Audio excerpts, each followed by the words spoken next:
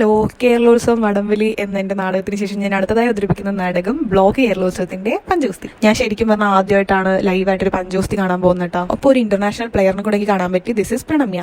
സത്യം പറഞ്ഞാൽ നമ്മുടെ നാട്ടിൽ എന്തോരം കഴിവുകളുള്ള ആളുകളാണല്ലേ ഉള്ളത്. പക്ഷെ എനിക്ക് ആം റെസ്ലിംഗിൽ കഴിവുകളൊന്നുമില്ല. ഞാൻ പിന്നെ ചുമ്മാ ഒരു ഇന്റർനാഷണൽ പ്ലെയറിനെ കൂടെ ആരും ആഗ്രഹിക്കില്ലേ ഒന്ന് കൈയൊക്കെ പിടിക്കാൻ. അപ്പൊ ഞാൻ ചുമ്മാ ഒന്ന് നിന്ന് കുറച്ച് പ്രാക്ടീസ് ചെയ്തു. എല്ലാവരും ഫുൾ ഓണർ റെഡിയായി നിൽക്കുകയാണ്. പക്ഷെ നമ്മുടെ ബ്ലോക്കിൽ നിന്ന് നമ്മുടെ വിശിഷ്ട അതിഥികളൊക്കെ വരാനുണ്ട്. അപ്പൊ അവരോട് വന്നിട്ട് നമ്മൾ പരിപാടിയൊക്കെ തുടങ്ങി. ഞാൻ ആം റെസ്ലിംഗ് കാണാൻ പോകുമ്പോൾ ആദ്യമേ വിചാരിച്ച കാര്യമായിരുന്നു ആരുടെയും ഫിസിക്ക് കണ്ടിട്ട് അവർ ജയിക്കും ഇവർ ജയിക്കും എന്ന് പറയേണ്ടത്. കാരണം രണ്ടും ഡിഫറെന്റ് ആണ്. പവറും ഫിസിക്കും തമ്മിൽ നല്ല ഡിഫറൻസ് ഉണ്ട്. ചിലരൊക്കെ ഈ പൊടി കയ്യിൽ തെച്ചിട്ടാണ് കേട്ടോ നമ്മുടെ മത്സരത്തിന് പോകുന്നത്. ആദ്യം തന്നെ അജിയുടെ കോമ്പറ്റീഷൻ ആയിരുന്നു. നമ്മുടെ സേഫ് ജിമ്മിന്റെ ട്രെയിനറും കൂടെയാണ് കേട്ടോ. മത്സരം കണ്ടു നിൽക്കാനുള്ള ഒരു ഗ്യാപ്പ് പോലും തരാണ്ട് സെക്കൻഡുകൾക്കുള്ളിലാണ് അവൻ എല്ലാവരും തോപ്പിച്ച് കളഞ്ഞത്. ഓരോ മത്സരം വളരെ ഫാസ്റ്റ് ആയിട്ടാണ് നടന്നുകൊണ്ടിരിക്കുന്നത്. കാരണം എല്ലാവരും നല്ല എക്സ്പീരിയൻസ്ഡ് ആയതുകൊണ്ട് പെട്ടെന്ന് തന്നെ അവർ മത്സരം കഴിയും. കൊല്ലങ്കോട് പഞ്ചായത്ത് തല കേരളോത്സവത്തിന്റെ ആം റെസ്ലിംഗിന് എനിക്ക് വരാൻ പറ്റിയിട്ടുണ്ടായിരുന്നില്ല. അത് ഞാൻ ശരിക്കും മിസ് ചെയ്തു കേട്ടോ. അല്ലെങ്കിൽ തന്നെ ഈ കേരളോത്സവം പരിപാടി തന്നെ പൊളിയാണ്. എത്ര പരിപാടികളാണ് ആർട്സും സ്പോർട്സ് ആയിട്ടൊക്കെ നടക്കുന്നത്. എല്ലാവർക്കും അവരെ കഴിവ് തെളിയിക്കാനുള്ള നല്ലൊരു ചാൻസ് ആണ് ഈ കേരളോത്സവം. എല്ലാവരും മത്സരവും പെട്ടെന്ന് തീർന്നു. പക്ഷേ ഇവരുടെ കോമ്പറ്റീഷൻ മാത്രം ഒരുപാട് സമയം എടുത്തു. കാരണം അത്രയ്ക്കും വാശിയേറെ ഒരു മത്സരമായിരുന്നു. രണ്ടുപേരും ഇഞ്ച് പോരാട്ടമായിരുന്നു വിട്ടുകൊടുക്കുക. ഇതിൽ ആര് ജയിക്കാൻ എനിക്ക് ഗസ് ചെയ്യാനേ പറ്റിയിട്ടുണ്ടായിരുന്നില്ല കേട്ടോ. അത്രയ്ക്കും ഗംഭീരമായിട്ട് അവർ പെർഫോം ചെയ്തു. അവർ നിർത്താത്തതുകൊണ്ട് അവസാനം റഫറി കയറി ഇടപെടേണ്ട സിറ്റുവേഷൻ വരാം. ശരിക്കും പറഞ്ഞാൽ ഈ ആം റെസ്ലിംഗ് എന്ന് പറഞ്ഞാൽ കൈക്ക് നല്ല പെയിൻ എടുക്കുന്ന ഒരു പരിപാടിയാട്ടോ. അത് ഇത്ര ലോങ് ഒക്കെ ചെയ്യാൻ നേരം നമ്മുടെ മസിലിനൊക്കെ നല്ല പെയിൻ വരാൻ ചാൻസ് ഉണ്ട്. എന്നാലും എല്ലാവരും ആ പെയിനൊക്കെ സഹിച്ച് നല്ലൊരു സ്പോർട്സ്മാൻ സ്പിരിറ്റോടെ എല്ലാവരും നല്ല ഗംഭീരമായിട്ട് തന്നെ പെർഫോം ചെയ്തു. അപ്പൊ അതൊക്കെയായിരുന്നു നമ്മുടെ പഞ്ചഗുസ്തി വിശേഷങ്ങൾ. പിന്നെ എനിക്ക് വർക്കുള്ളതുകൊണ്ട് ഞാൻ അവിടെ നിന്ന് വേഗം ഇറങ്ങി. അതുകൊണ്ട് ലാസ്റ്റ് കുറച്ച് പോർഷൻസ് എനിക്ക് കാണാൻ പറ്റിയിട്ടുണ്ടായിരുന്നില്ല.